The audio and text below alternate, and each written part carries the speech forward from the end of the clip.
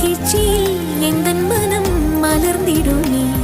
என் உயரமோ இன்னும் கொஞ்சம் வளர்ந்திடுமே ஆஹா